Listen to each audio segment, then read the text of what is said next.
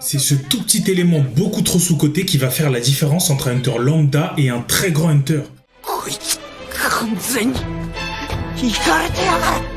Ce que je trouve super intéressant dans Hunter x Hunter, c'est que son système de pouvoir, il est pas juste basé sur la puissance brute. Bon, j'invente rien, on le sait tous. Alors oui, évidemment que quand il y a un écart immense entre deux personnages, si tu prends Meruem et, je sais pas, un lambda, bien sûr qu'il n'y a pas match. Mais globalement, ça reste assez bien fait pour qu'un personnage, même bien moins fort, puisse rivaliser avec les meilleurs si il est bien préparé ou si il a une capacité spéciale qui s'adapte à la situation précise.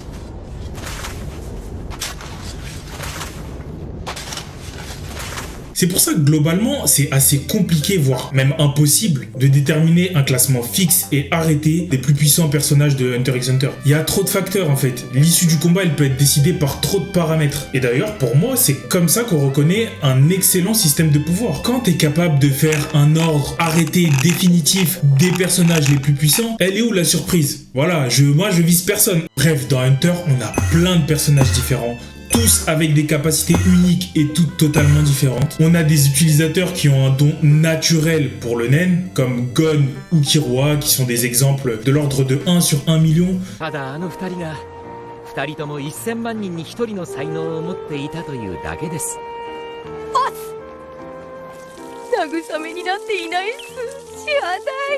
Comparé à par exemple Zushi, qui lui aussi de base était quand même un génie, eux c'est encore plus des génies.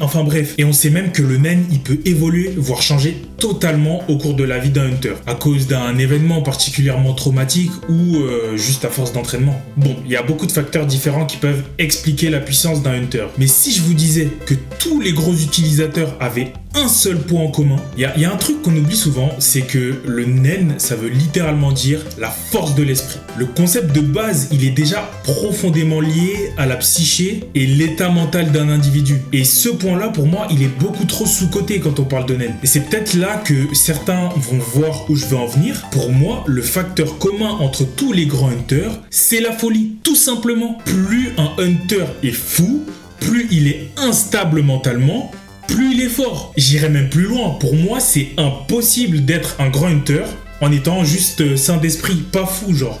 Peut-être là, c'est vous qui me prenez pour un fou, mais laissez-moi vous expliquer. Quand tu prends tous les grands utilisateurs de nen, en fait plus ou moins grands, en gros, t'as les gros utilisateurs de nen et t'as ceux qui ont le potentiel de le devenir. Quand tu prends tous ces personnages-là, tu vas retrouver des signes de folie, d'instabilité mentale ou d'événements traumatiques qui peuvent expliquer, qui peuvent présager d'une future instabilité mentale. En fait, il y a trop de trucs, mais ils sont juste pas normaux. En vrai, vous allez comprendre. On va prendre des exemples. Le plus évident. Là, je pense que quand je dis folie, tout le monde pense au même personnage. Hisoka, c'est littéralement le plus grand détraqué de Hunter. Je pense que j'ai même pas besoin de me justifier sur ça. Il est fou, il est fort. Mais du coup, t'as aussi des Kuroro Lucifer, tu vois. Le mec est de base fou. J'ai pas envie de spoil. Bon, pour ceux qui ont pas lu les scans, il est fou en fait. Kuroro Lucifer, et en vrai, on va englober tous les membres de la brigade fantôme. Ils sont littéralement issus de Meteor City, et qui est le pire spawn dans l'univers des Hunters.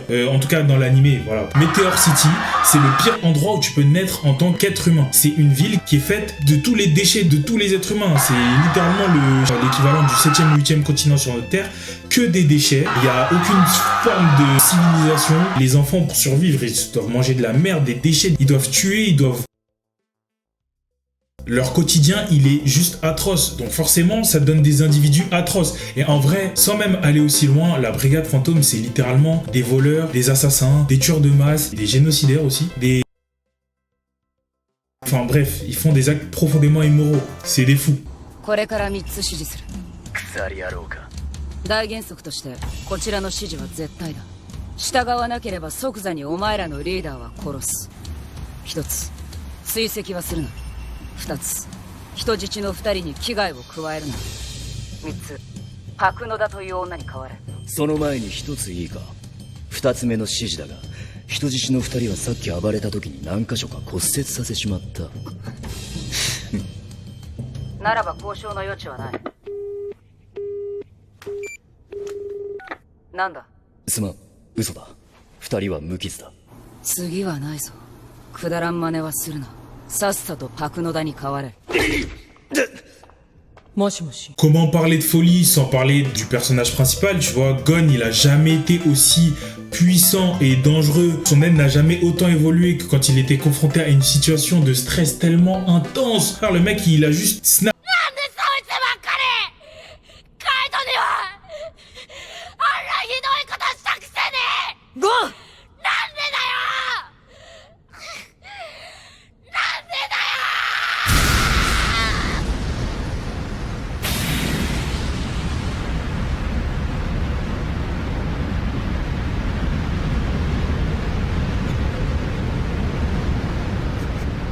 Et en fait, Gon, quand tu vois depuis le début, il est déjà de base très instable mentalement, de par son code moral, de par ses choix.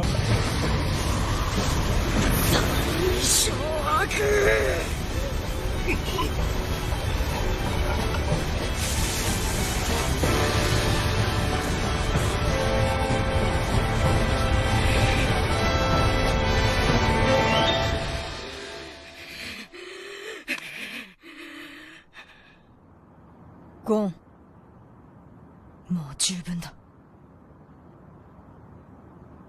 だろ、おっさん。キル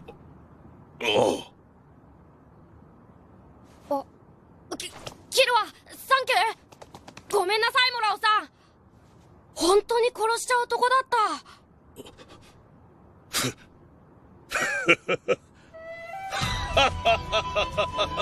参ったぜ、乾杯だ。イカれ具合も言うことなしの一人前だよ。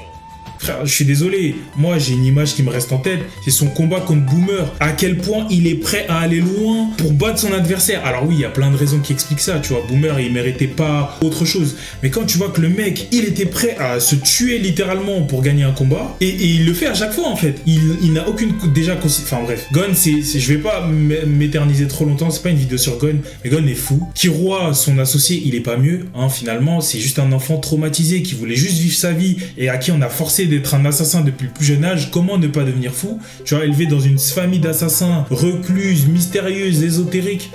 Kurapika, le mec il sortait juste de chez lui, il est revenu, toute sa famille était morte et leurs yeux ils sont vendus aux enchères aux quatre coins du monde.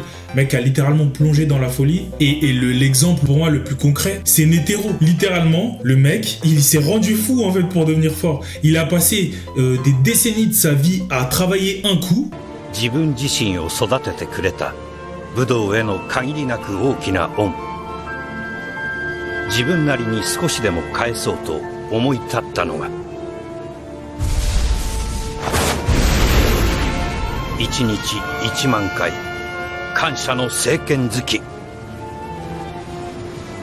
気を整え拝み祈り構えてつく。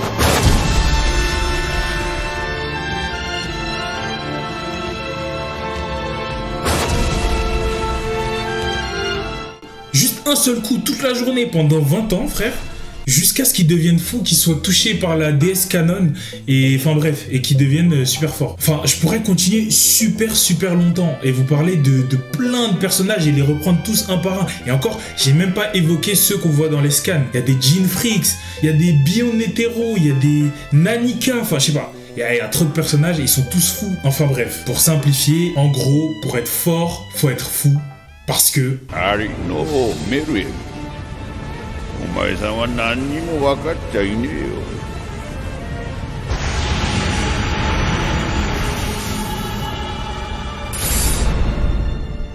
人間の底すらない進化を。